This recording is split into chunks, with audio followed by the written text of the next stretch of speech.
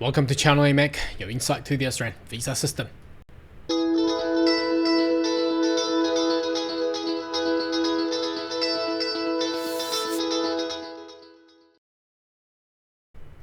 Good day everyone, my name is Carl Young, your online YouTube visa consultant. Are you interested in migrating to Australia? Why don't you consider to subscribe to my channel and turn on the bell on the side so once all the updates and news, you'll be the first one getting all the insight.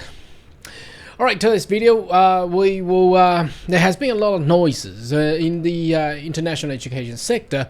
Obviously, there has not been too many people that are happy in regards to the government wanted to put on the cap on the international students, especially putting on caps on specific different institutions. So today we would like to follow up with some news. Obviously there has been a release of numbers of the international student quota to each campuses and the institution, including university, TAFEs, and all the private colleges last Friday. So there has been a lot of people yelling, crying, whatever they're trying to do, just unpleasant. So we would like to see what is actually happening and like to let you know what is actually there. So again, with my channel, we have not recommend and we do not recommend or advise to apply for any private colleges during this period of time. Why? It's very high rejection rate.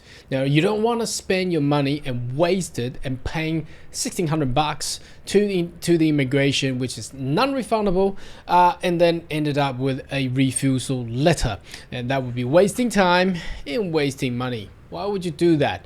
Anyway, I will still recommend if you want to come to Australia to study, it's a very good education destination, but choose bachelor or master or anything above that. Anything below that, just don't do it for this period of time. All right, let's jump into some of the media news these days. So the first one, we're looking into the Financial Review, where the title reads, only 5,000 overseas students for regional unis will live outside CBD. Now, what does that mean? Does that mean only 5,000 university students allocated to all these regional university? By reading it, I believe what they're trying to say is there are some regional university. For example, let's have a look at the numbers of these universities. There are Central Queensland Universities, Charles Darwin, New England Federations, Southern Cross, and Sunshine Coast James School. Now, what are the common thing that all these universities does? They have a separate campuses, and they are all what? They are all in those major cities, the suburban cities. For example, in Brisbane, campuses. They have campuses in Sydney. They have campuses in Melbourne. They have campuses in Adelaide. So are they cheating? Well, perhaps, or no. Well, it's their freedom to actually do that, and they have been doing that for the past 20-30 years. Now, why would they have that issue there? Well, I think the government of Australia wants them to have the international student enroll in regional Australia. That's what they're trying to do.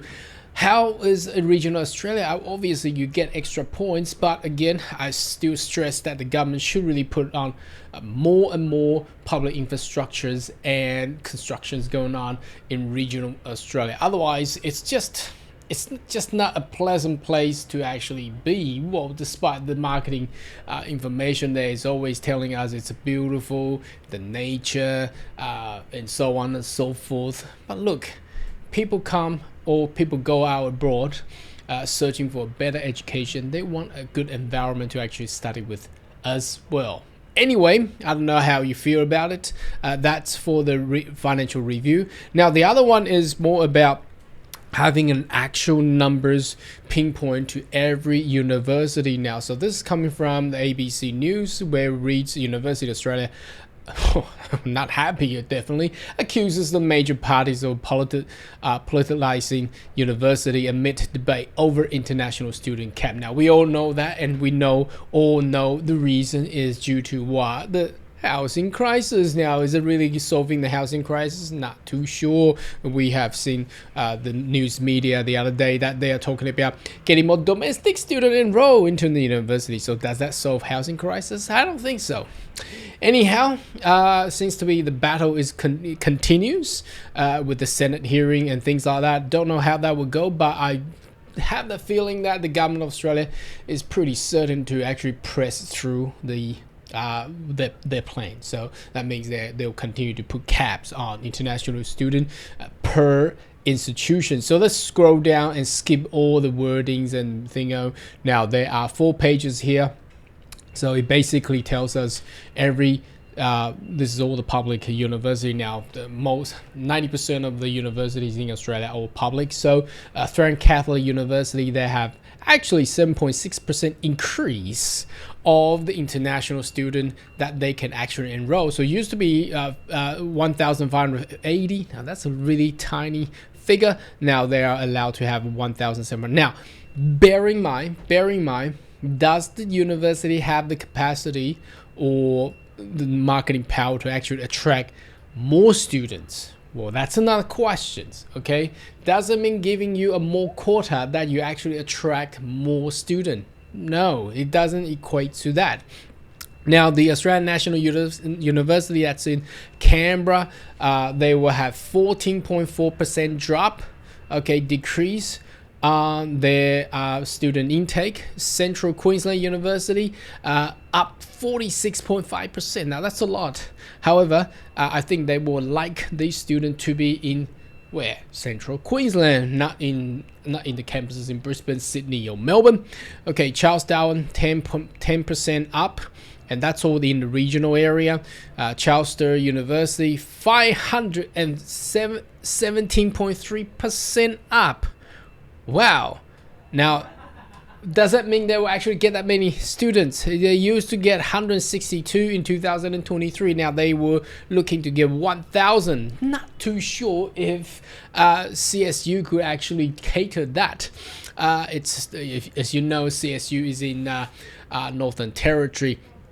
I'm not too sure how Northern Territory could actually be more attractive to the international students nowadays. So anyhow, let's see how that go. I don't know how you feel about it. Do you want to go to Charlestown University in Northern Territory in Darwin? Maybe if so, what do you think? Leave a comment right down below, eh?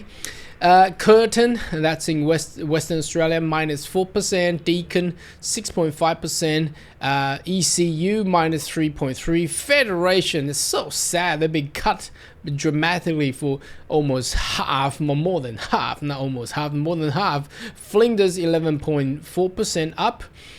Griffiths, 3.1% down.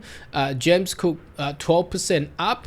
Latrobe, there's basically no change. I don't know why they would do that. Macquarie, -1.2%. Monash, 20.3%. Now, tell me this, where is Monash? Monash is in the CBD of Melbourne City. I don't know why they will actually have 20.3% up. Why do you think is that? Then it's not in a regional Australia. I have no idea. Murdoch -33.6. That's very bad. QUT -2.6. RMIT 3% up. Southern Cross 38.4% up. Southern Cross University will be at the border of Queensland and New South Wales. Swinburne -3.9%, and then University of Adelaide 20.4%. That's pretty fair there in Adelaide. Uni of Melbourne -7%, UNSW -14%, University of Newcastle up 2.2%, University of Notre Dame Australia up 139.7%. Yes, again, well, how would this university actually perform? To be honest, we haven't really actually referred any student to this uni, and how would they cater? Do they have any marketing personnel to actually handle 700 intakes? Not too sure. UQ stays the same. Okay, University of Sydney -7. Sorry, University of Western Australia 9.4% up. Canberra Uni 5.5% up, and New England 2.8% up. And then last page, University of South Australia 14% up. University of Southern Queensland, not much to change. For Tasmania, 26% up. UTS, not much to change. University Sunshine Coast, up 107.6%. Wollongong, minus 8.5%. Victoria University, minus 11%. And the Western Sydney University, minus 1.8%. So what does this tell us? It doesn't really, I don't think those numbers will actually affect the university much. How do you feel about it? I don't think that will actually affect them that much though. But I think the biggest loser will still be the vet sector, despite there's actually allocation of number to the vet sector. But there are about 4,000 private colleges out there. That's the vet sector. How are they gonna share those quota? As you have read the last video that we done, there was actually one EV program college received 0, yes, you heard that right, 0 student quota for 2025. Now, how will they actually survive? Don't know. So I don't think there won't be much of change bring on to the University of Australia. Then why are they still concerning and putting a lot of words out there? Well, don't know. I think now it's a mess in Australia. People just fighting for the reason they wanted to fight, perhaps. Anyway, should you have a question or query, more than welcome to leave comment right down below. And I'll see you next video. Goodbye.